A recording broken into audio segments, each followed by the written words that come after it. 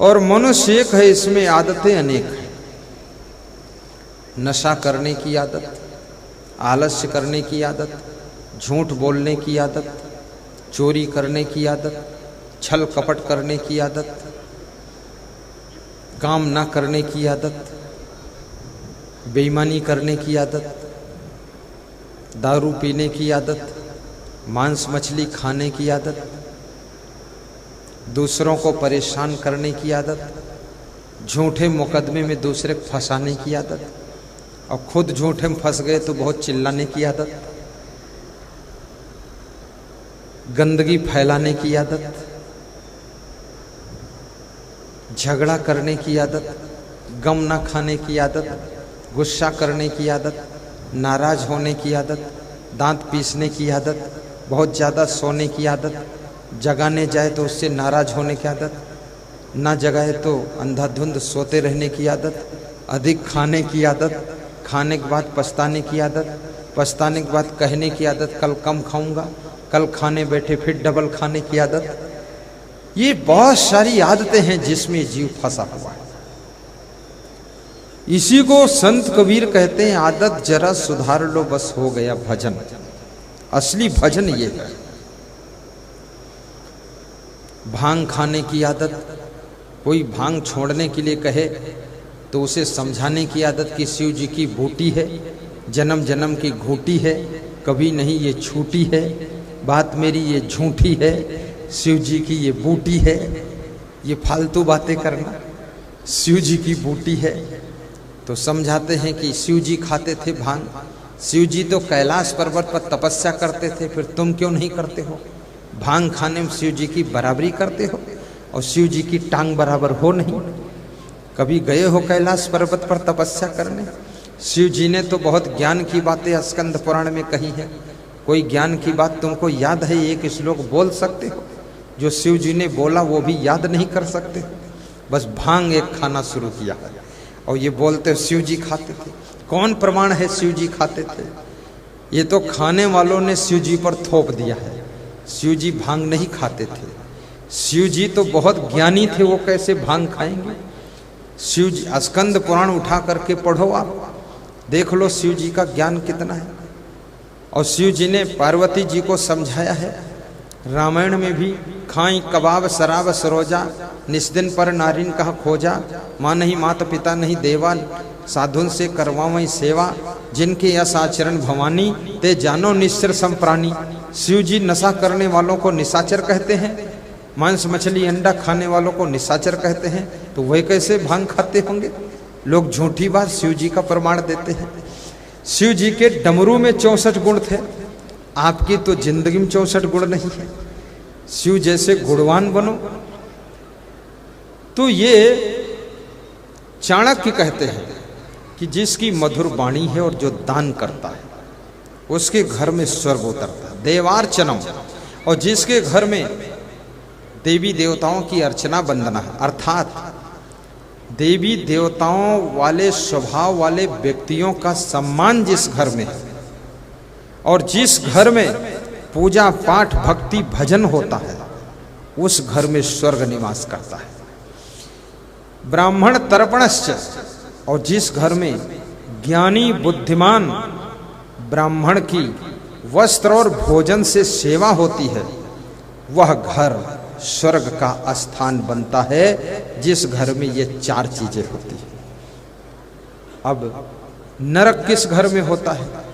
अत्यंत कोपा है, जिस घर के लोग अत्यंत क्रोध करते हैं, बहुत गुस्सा करते हैं, जरा भी सहनशीलता नहीं, छोटी छोटी बात में उलझ जाते हैं, घर छोड़कर भाग जाते हैं, छोटी सी बात में खाना नहीं खाते हैं, छोटी सी बात हो गई तो जहर खाने को तैयार हो जाते हैं, आग लगाकर मरने को तैयार हैं। ऐसे घरों में नरक हो जाता है। इसलिए व्यक्ति को सहनशील होना चाहिए, गुस्सा को कंट्रोल करना चाहिए। अत्यंत कोपा कटुका चबाणी, जब तुम होटल में खाने जाते हो तो 5 मिनट वहां बैठ करना पड़ता है। बैठे रहते हो कुर्सी मेज के सामने और 5 मिनट इंतजार करते हो, तब वो रेस्तरां लेकर आता है और सामने रखता, पहले पानी देता है, लेकिन घर में अगर तुम रसोई में जाओ खाने के लिए और 5 मिनट वेट करना पड़े तो न जाने कितना बड़ा तांडव कर दोगे। उतनी देर में तुमको सहनशीलता नहीं रही। वहां होटल में कौन धर्म पत्नी परोस रही जो गम खा लेते हैं, अब यहाँ कौन तुम्हारे नौकर लगे हैं, यहाँ क्यों नहीं गम खाते हो। हवाई जहाज में यात्रा करते वहां लाइन में लग जाते हो, सब लाइन में लगे रहते, वहां कोई बे लाइन नहीं काम होता है। लेकिन सत्संग में आते हो एक दूसरे को ढकेलना शुरू करते हो। यहाँ जब लोग यहाँ प्रणाम करने आते धक्का मुक्की शुरू कर देते, बड़ी जल्दी है, लाइन में लग जाओ, एक एक करके चलते जाओ, एक दूसरे को छुओ मत, छूने से पुण्य घट जाता है। आराम से चलो, प्रणाम करो, आशीर्वाद लो, समझते जाओ, बढ़ते जाओ, ज्यादा देर भी मत लगाओ। तो ये आदमी के अंदर तसल्ली होना चाहिए, गम खाना चाहिए इसको। अत्यंत कोपा कटुका चवाणी, और जिसकी कड़ुई वाणी है, कठोर बोलता है, उसके घर में नरक हो जाता है। दरिद्रता जा सुजनेश वैरम, और जिसके घर में दरिद्र है, बहुत गरीबी है, बहुत परेशानी है, उसके घर में भी नरक जैसा वातावरण बन जाता है। इसलिए कभी दरिद्र नहीं आना चाहिए। ऐसा मेहनत करो, परिश्रम करो, सही डिसीजन लो, सही कार्य करो। सुजनेश वैरम, जो आत्मीय जनों से बैर करता है, भाइयों से बैर, पड़ोसियों से प्रेम, देवरानी से प्रेम नहीं करते हैं, और पड़ोस स्त्री कोई मंथरा मिल गई उससे प्रेम करते हैं, ऐसे घरों में नरक हो जाता है। और 5वीं चीज कुलहीन सेवा, नीच प्रसंगा, और जो दुष्टों की, चरित्रहीनों की, नीचों की संगत करते हैं। दुष्टों से दोस्ती है, गलत लोगों से, अच्छे लोगों के पास नहीं बैठते, उनकी जिंदगी भी नीच आचरण से प्रभावित होती, उनके लिए भी नरक होता है। और कुलहीन सेवा, जो आचरण से भ्रष्ट हैं, उनकी जिसको सेवा करनी पड़ती है, उसका जीवन भी नरक हो जाता है।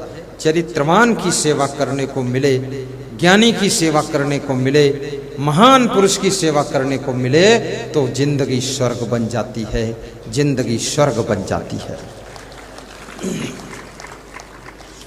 अत्यंत कोपः कटुका च वाणी, दरिद्रता च सुजनेषु वैरम, नीच प्रसंगा कुलहीन सेवा, चिन्हानि देहे नरके स्थितानां, नरके स्थितानां। अब एक तीसरा प्रश्न आपके बीच में था, उसका भी उत्तर देता हूं।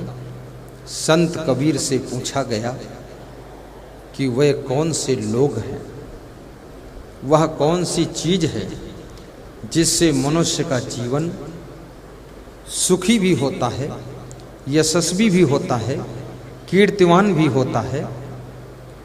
और वह चीज क्या पैसे से मिलती? कबीर ने कहा नहीं। मांगने से मिलती? नहीं। उधार मिलती है? नहीं।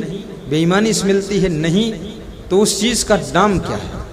कबीर कहते हैं वो गरीब को भी मिल सकती है, अमीर को भी मिल सकती है, गांव वालों को मिल सकती, शहर वालों को मिल सकती है। और वो चीज जिसके पास नहीं होती है, उसको सुख, शांति और यश नहीं मिलता है। उस चीज का नाम क्या है? उसका नाम है मानुष तेरा गुण बड़ा। हे मानुष, तेरा गुण ही तुझे सुख देता है, शांति देता है, यश देता है। इसलिए गुणवान बनो। नीति शास्त्र में लिखा है, गुणः पूजा स्थानम न च वयम न च लिंगम। गुणों की हर स्थान पर पूजा होती है, न जाति की पूजा होती है और न तो उम्र की पूजा होती है।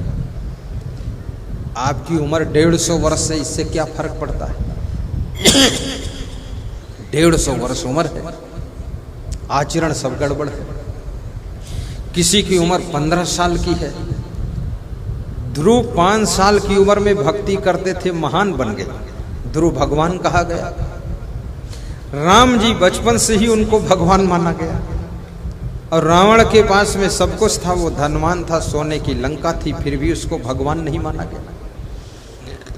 गुणवान व्यक्ति की संसार में पूजा होती है, इसलिए गुणवान बनो।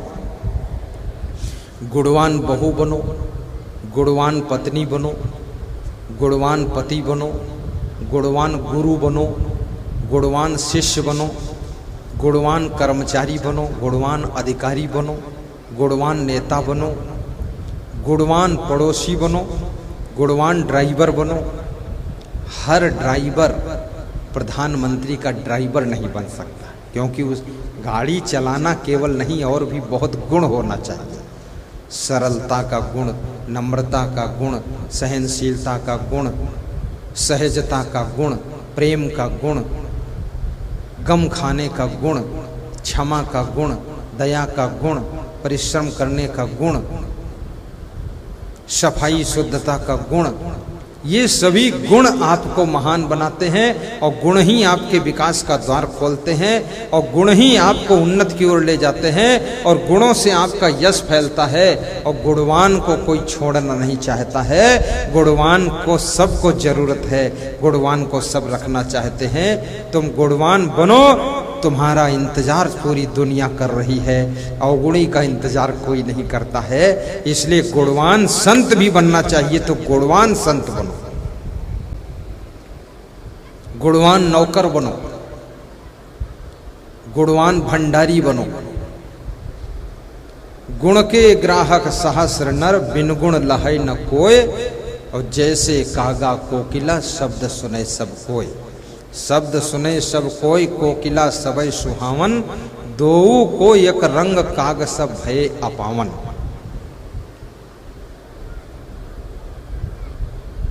गुण के ग्राहक सहस्र नर, एकोपि गुणवान पुत्रो निर्गुणश्च सतैवरः। एकश्चंद्रस्तमो हन्ति नच तारा सहस्रशः। एक गुणवान पुत्र काफी है आपके कुल को तारने के लिए, ना कि सैकड़ों हजारों अवगुणी पुत्र। राजा सगर के 60,000 पुत्र थे, ऋषि के श्राप से सब भस्म हो गए। राजा ययाति के 100 पुत्र थे, एक भी उनको नहीं तार सके। पांडव 5 भाई थे, उनकी विजय हुई और कौरव 100 भाई थे, वो हार गए। कौरव अवगुणी थे, पांडव गुणवान थे।